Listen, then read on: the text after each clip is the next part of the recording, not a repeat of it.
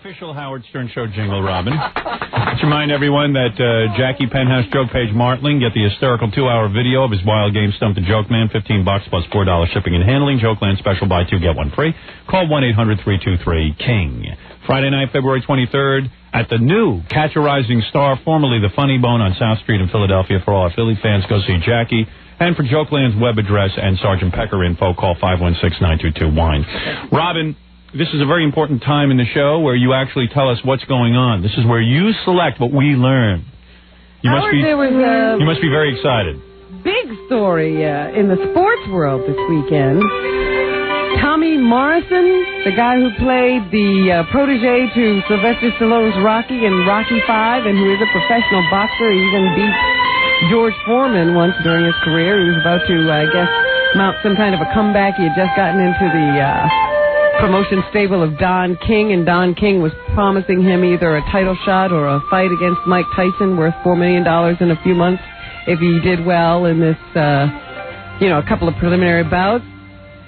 And he was supposed to fight, I guess, this weekend in Vegas, and then all of a sudden the fight was canceled, they say, because he tested positive for HIV. This just in, Yogi Berra has crabs.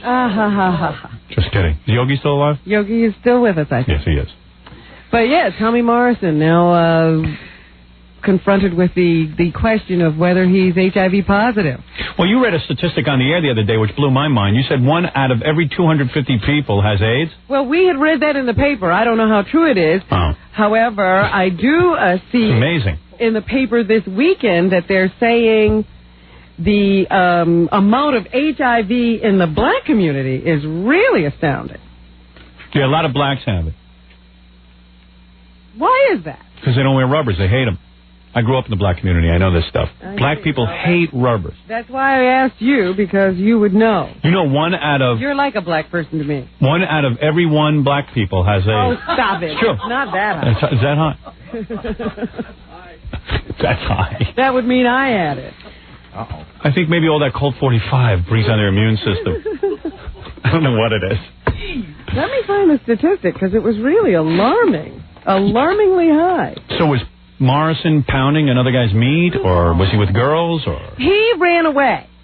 He ran away? He got on a plane and went back to Oklahoma, which is where he's from, and where he lives. He has a ranch out there or something. Is he married? He hasn't talked to the press. He's known as a womanizer, according to the reports I've been reading today. So there is no telling exactly how he got this, if he does. Nobody's said anything officially. It's not up, the Boxing Commission doesn't have that kind of announcement, but they're quoting unidentified sources in the Los Angeles Times and on the Associated Press is saying the reason for the cancellation of the bout was a positive test for HIV. They say it was kind of bizarre because they say Tommy was refusing to give blood at one point. Because he's a Seventh-day Adventist. Yeah, he said it was on religious grounds, and then he decided to go ahead and gave the blood the next day, and then they came back and said, hey, dude, you can't box. Wow. For medical reasons. They said it like that? Hey, dude, you can't box? Are you serious? I don't know that Isn't that a horrible way to break it to a guy? They found him in the casino and told him. It wasn't even like... Tommy, you feeling lucky? How you doing here in cards? Oh, I'm down, boss. Well, that's not the only place. Yeah, you're not only down, your immune system is down, too. So everybody's talking about that. Now, usually... Tommy, you feel lucky today? Well, here, I'm playing cards. I don't know. Tommy, word of advice? Lose it all, because it don't matter. What do you mean lose it all? It doesn't matter. It doesn't matter. Lose all your money. You mean, what, the $500 I'm betting? No. Everything in your bank account. Lose it. Throw it away. Hey, you can get rid of it. Put it all up there and go for one. Yeah. It doesn't matter. What else is in the news? But they say in the boxing world that usually if you get one test that's positive, then they test you again. If that comes back positive, then they do another test. Until it's negative. Even more. They test you so much that you go back to negative. You're out of blood. Right. They have this 24-hour test that they do that's supposed to be the final determiner. And I don't know that he went through all of that. But they did say that, now that he's home, I guess he and his advisors will get together and talk about it, and he should I guess, go for some testing. Right. But they don't know. I don't know at this point how he got it. They did an interview with a guy in the Post who is HIV positive, who is a former boxer, and he says he would advise Tommy to go public if it is absolutely true, because it's better to come out of the closet with this stuff. Tommy could have gotten in a fight, quite frankly. Blood gets in your eyes. Well, not only that, they said his last fight was very bloody. Yep. Or at least he's had a couple of bloody ones. And I guess boxing is, we're constantly talking about the Magic Johnson situation in basketball and how important or unimportant it is to his playing basketball. Did he ever fight Magic Johnson? No, he did not. He did not? But the point is, you're definitely going to bleed in a boxing ring. There's more of a likelihood. People are actually trying to make contact with you and make you bleed. I have a feeling Tommy Morrison might have gotten into a fist fight with Magic Johnson, and that's how he got it. Now. I don't know. We got to take a break. We'll come back and do some more news right after this. You're listening to The Howard Stern Show. 97.1, The Eagle. Free. You're listening to The Howard Stern Show. Free. Once again, Howard Stern. I'm free. I'm waiting to see if my echo would come on, and it won't. Scott, you scumbag. Where's my echo? What am I screaming about? You try and compete with this music. I can't even hear myself think. You're eating into my news time here. Yes. News time. I'm eating. It's not all I'm eating. Go ahead, Robin. I told you I'd give you that statistic on HIV among blacks. 1 in every 3. The Center for Disease Control and Prevention says that 1 in 3 black men. No. How did you know that? I was guessing. Were you guessing? I swear on my life. I swear on the life of my children I was guessing. It can't be that. 1 in 3 black people? 1 in 3 black men between the ages of 27 and 39. That means somebody in this room has AIDS. We're not all black people. Oh, Fred's black. Half black. Is believed to be carrying the HIV virus. That's the highest infection rate identified by the agency. That means there's other people in the NBA who are HIV positive, don't you think? Oh, I think you're onto something, honey. I think you're onto a big story. 1 in 3? Yeah, the whole country's going to be dead. On Magic, but, there's got to be other guys out there playing. Am I crazy, or is the whole country going to be dead? If 1 in 250... You're paranoid. What? Hold on. If 1 in... all these white supremacists who are worried about black people, they're all going to be gone soon. That's right. What are you worried about? You relax. I think the whole cast of Roots is gone. Wiped out. Wiped out. You're kidding me. Wow, that's really high. That's what they say at the Center for Disease Control. I don't know what it means. So soon there's not going to be any black people left. Nah, I don't think that's what it means. There's really a lot of upset people about this. Not really. Not really. That's what they've been waiting for. By the way, Minister Farrakhan has announced next year there'll be a 45-man march. The 45 left men. The 45 men who don't have AIDS march. You're kidding. 1 in 3. That's what it says, between the ages of 27 and 39. My God, that means when I see a black person on the street, I better cross the street. Right? How dare you? Just walking past the person you think that can give you AIDS? No. I'm just afraid they're going to mug me. He does that anyway. I do that anyway, so it's fine. Now I have a reason to. Wow, that's alarming. That is alarming. And no wonder this white government doesn't want to find a cure. No, that's probably true. See? So you've uncovered something there. Yeah. But speaking of basketball, the All-Star game was yesterday? And the ball had AIDS. They just found out. And the backboard, too. The backboard, too. The backboard and the ball. No, and there was a big controversy. The East won, of course. And then at the end of the game, I guess they pick a most valuable player. Brand Norris. And they picked Michael Jordan. Right. And he only played 3 quarters. He didn't even play the 4th quarter. And I think Shaquille O'Neal entered the game with a big slam dunk or something. And the crowd reacted negatively when Michael Jordan's name was called as the most valuable player. They thought it should have gone to Shaquille O'Neal, I guess. Here's Michael Jordan. This is very upsetting. Okay, what they did, they ought to burn the locker room after these guys play. Oh, you stop. Yeah, it's kind of surprising. You know, I didn't play the whole fourth quarter, and I think it could have easily went to Shaq. I mean, he had an extremely good game, and you know, I was happy to be back. You know, I hadn't experienced this in a long time, and I had a great time this weekend. Real nice of them to boo Michael Jordan. Like, what did he do? They weren't booing him. They were booing the decision to make him most valuable player. Hey, man. Who cares? These guys are all multimillionaires. What do they care? Well, that's what everybody's saying. But, you know, I also was watching some show the other day, and they were saying that there's a white guy. You know, we're getting another Larry Bird pretty soon. Is that the guy who won the slam dunk contest? Yes. Yeah, that white guy. Yeah. I'm praying he does well. See? He's like one of the rookies, and they're saying he's the best rookie out there, and he's white. White? And white men can't jump. White men can jump. Yeah. This country is so obsessed with race. It's great to have a white basketball player.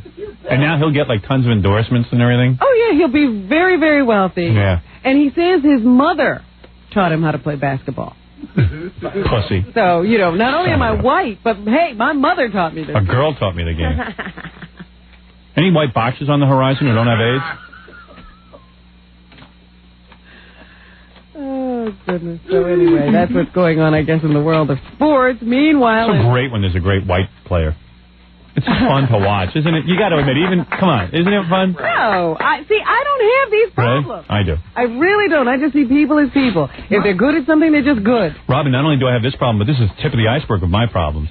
I have tons of problems. You have lots worse problems than that. Go ahead. You've got a lot of... You're on a roll. Go ahead. The Iowa caucuses. All right. What, yeah? I guess they happened today. I mean, this is a big deal in that whole political arena. The Republicans are slugging it out. Bob Dole is supposed to win this one. The Republicans are the most depressing lot of presidential candidates, I got to admit. But, you know, like Pat Buchanan, I can't stand. I find that guy to be almost a fascist. And I understand he picked up the endorsement of David Duke. Yeah. When he was down there. That's right. And it did him good. He won. Yeah. Wake me when the election's over. David Duke. It's real nice. Poor blacks. 1 in every 3's got AIDS. They're going to be off the planet soon, and everyone's going to still pick on them. We'll still be the cause of everything. Exactly. So anyway, tonight is the Iowa caucuses, from what I understand, and everybody's trying to beat the drum and get all their supporters out there. Here is Bob Dole yesterday trying to rouse the crowd. I saw one woman, they were interviewing her because she's going to vote in the Iowa caucuses, and she just said, you know, I was a Bob Dole supporter, now I'm with Steve Forbes. She goes, Bob Dole, and she was an old woman, she goes, Bob Dole is just too old. Ah. This was Sunday morning. And yeah, well, now he's been out there, you know, they've been having to campaign pretty hard because the race is getting tight. So here's a guy who's strained. Add up our strengths. And add up our weaknesses. And make the right choice for America. And if you do that, Bob Dole will be the Republican nominee. Thank you. I like how they talk about themselves like Bob Dole. Yeah, he's in the third person. But I'm also saying, now, this is just the beginning. And I hear tiredness in that voice. Oh, yeah, he's beat. He's got to be. The guy's 80 years old. Just this race could kill him. Yeah, he's not an exciting candidate. Neither, you know. I saw Forbes on Larry King with his whole family and stuff. And man, yeah. I mean, I know you shouldn't go by physical appearance, but the guy really looks bizarre. He really looks... He's not an attractive man. Did you see his wife? No. She, I heard, was like a Barbara Bush type. Older. Ooh. I heard she had the white hair. And he's got real young, and he's got real young daughters. Like really hot daughters. What happened to her? I'm always wondering what happened to these women. I don't know, but one of their daughters is real young, and she looks like she's about 70 years old. Like, I don't know how she had a baby. That's what I'm saying. Like, it's like life has worked the hell out of her. Yeah. And she got a Steve Forbes, a billionaire. Right. So how could life have been that bad that she looks that terrible? I don't know. I think with all that money, you'd go be having, like, spas and working out. You'd have a nice, leisurely life. Life wouldn't tax you so much. Get some breast implants. You know what I mean?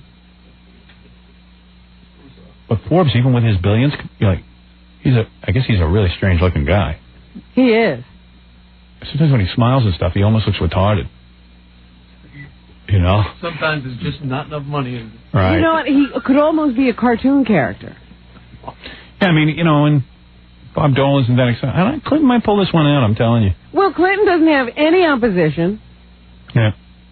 He's able to just go along doing his thing, being presidential, while the Republicans are scrapping and fighting, and they've, already gotten to the negative campaigning. Here's Bob Dole on Steve Forbes. He's no good. Well, for me. He keeps talking about Washington politicians as if nobody in the Republican Party can be trusted. I don't know what he would do to the party if he were nominated. He'd take it down the drain. Take it down the drain. So, since they're party delegates, I guess he's hammering home that this guy's anti-Republican. You can't have the party supporting him. Here is Steve Forbes, meanwhile. All these guys are pissed that Steve Forbes is spending all this money, and it's like, hey, dudes, you'd be doing the same thing, too, if you could afford it. If you had it. I'm an optimist. I believe that the truth gets out. The American people will change the inside political game in Washington. They'll do so because they will liberate the true energies, the true genius, the true compassion of the American people. I should have run. I would have won. On the Libertarian line. Meanwhile, Bill Clinton decided to roll into town just to let people know, yes, I'm in the race.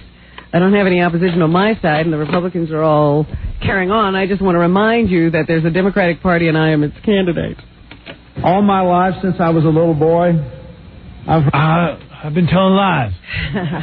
Unlike George Washington. I've been chasing girls. I've been chasing girls and telling lies. About the Iowa caucuses, I waited for the returns to come in. 1992, I couldn't seem to get many votes in the Iowa caucus. This is my last chance, and I would really like to do well. Charming. I'm sure you will.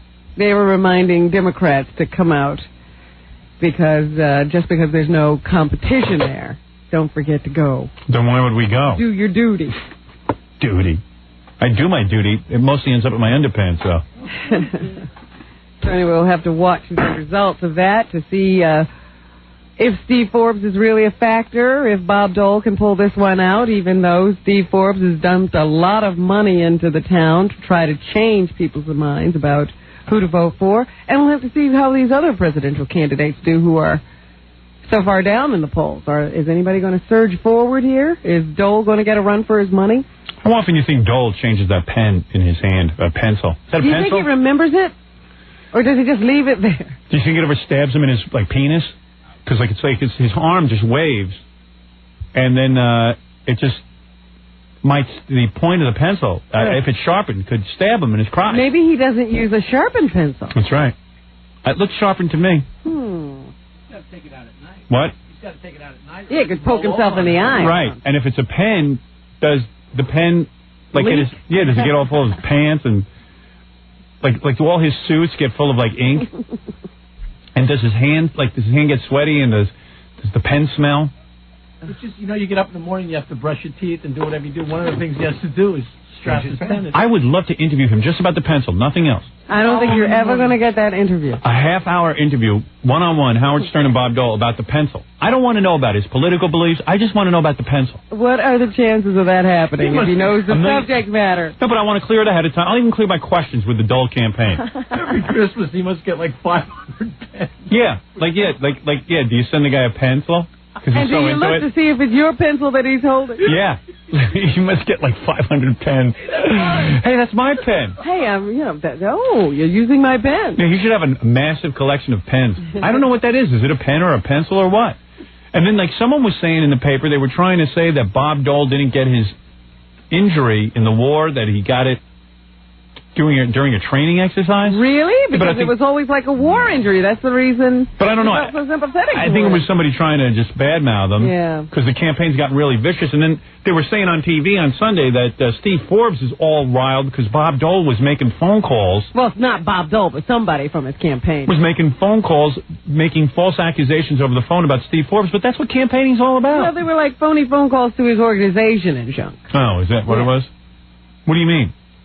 I don't know, just irritating phone calls. People calling and hanging up or something. Oh, really? Yeah, that's funny. And saying rotten things.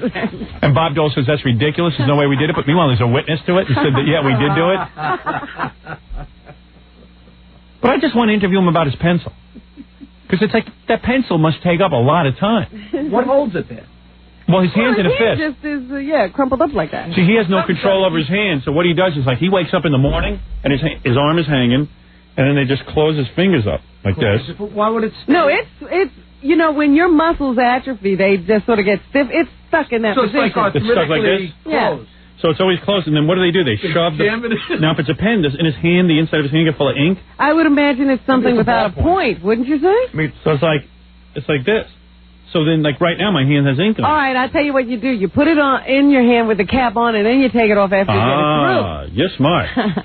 and like, how does he wash his hand? Can he open his hand up and wash it? Oh, he could probably unfold it if probably he... a bottle washer. Like, a bottle washer. Q-tip going in. Is there a Q-tip? And like, I wonder if it ever fell out. Or one of those pipe cleaners. Yeah.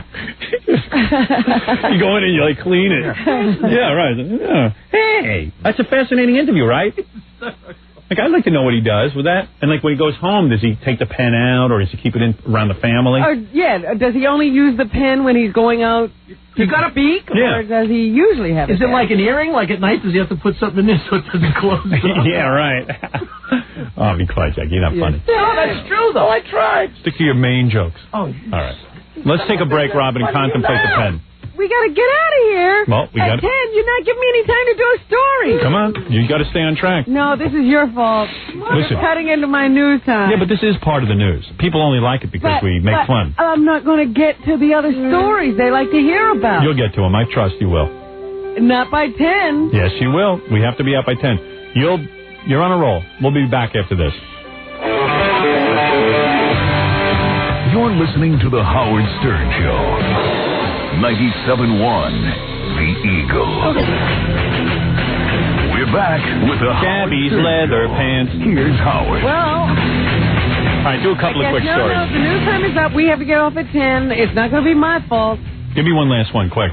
I was going to talk about O.J. and Faye Resnick. Faye Resnick was deposed in New York this weekend. She's afraid to go to Los Angeles. Now I'm rushing. I'm talking like a machine gun. This is good, though. Why is she afraid? She was afraid to go to Los Angeles. She claims she fears for her life there. So she was deposed here in New York. But in her deposition, she claims that Nicole rebuffed O.J. on the night she was killed in that late-night phone call from O.J. I told you he had called her on his cellular phone or something. Yeah. And Nicole says Faye says she talked to Nicole after that phone call from O.J., and Nicole told her that she rebuffed O.J. once again. She also claims that at some other point when he had been thrown out by Nicole, that O.J. actually threatened to kill Nicole in front of her. So Faye Resnick heard O.J. say, "I'm going to kill her." She also claims that O.J. offered her drugs and took drugs, lots of cocaine, she says, and he took drugs throughout his football career. She also claims that he used to keep a bottle that had every colored pill in the rainbow in it, and he called it his Christmas tree, and he used to go in there and get pills to tank himself up. So, yeah, O.J. definitely did it. We all know it. Faye Resnick weighing in with strong, I guess, testimony in that deposition. Hopes that she gets to testify in this case. She didn't get to testify in the last one. She looks like a duck, but she's cute. I like to have sex with her. Duck look. I like a girl who looks like a duck. Yeah, doesn't she look like a duck with that nose job and the? I always thought she was a little funny looking. I didn't know it was a duck look. She's got a hot body though. She's got the implants, I think. Well, all those Hollywood wives. Yeah, I got to get a Hollywood wife. She looks exotic or something. Yeah, she's probably good in the sack. She's a Jewess though. So? Resnick. She looks Spanish. Well, that could be a married name. A lot of Jews look Spanish. Have you heard about Gary Kasparov playing this computer, this IBM computer? I was really excited when I heard that they got this computer called Super Blue. Yeah, because Big Blue is IBM. And it's a thinking computer. Yes. So he's actually playing this computer, and the computer is plotting and planning, and it can change its strategy depending on what Kasparov does. So they're now 1-1, and Kasparov had vowed that the computer would never beat him. Yeah, they're tied. But they're tied, 1-1. He made the computer resign after its 73rd move yesterday. And I guess in their previous game, the computer made him resign after 37 moves. So, or 32 moves. It says, Kasparov now says that he has figured it out, that the computer gets very aggressive when you go on an aggressive attack, and will simply counterattack and counterattack and counterattack. But if you're doing a, sort of laid-back kind of strategy, it just goes about its business and eventually will make a mistake. So that's what he's planning on. That's the job I want, playing computers chess. And you could get $500,000 if you win. That's what I need. By the way, since I use IBM equipment, I'd be willing to play their computer in chess for $500,000. I don't think you could do anything with this. I'll do it for $250. I play it, but I play it on the beginner level. I'm a funny guy. I played computer. I better not talk about this. I got to leave. Okay. But I played computers and chess. Uh-huh. And I know I can win on the easy level or have a good game on the advanced level. Uh-huh. And I play on the easy level every time. Because you want to win. Yeah, I don't want to lose. I don't want to lose. So I never have a great game. And I always win. I think I'm so smart. Well, what's frustrating to me is I can't even win at the beginner level, and I don't know why. Do you like chess? I'm not learning a damn thing. You can't learn. I love chess. I'll play you. But you're too good for me. Yeah, not necessarily. I thought if I played the computer, I'd get better. Then it just beats me. And you get all defeated. See, I don't want to get that. I don't want to feel low about myself. I don't need a computer to put me in my place. Enough people do that. I had one computer. This was the greatest chess game. Because it would see how dumb you were and then keep playing down to your level. Oh. And then I learned to beat it. But then I got this new one. Yeah, but you're at like retarded level. Right. And I can't beat it at all. Right. Not Dean Martin. Frank Sinatra did an interview with Esquire magazine this month. Definitely not Dean Martin. No. And he says that he's still around and he's still going... And he's not going to retire or resign or do anything like that. He's old blue eyes, and he still wants to be here, and he's still sharp. Because the interviewer was like, okay, he's quick on the uptake. I told him I asked him what was the worst thing you could do in front of a woman, and he said yawn. So, he still got all his marbles. How about orgasm too fast? Yawn.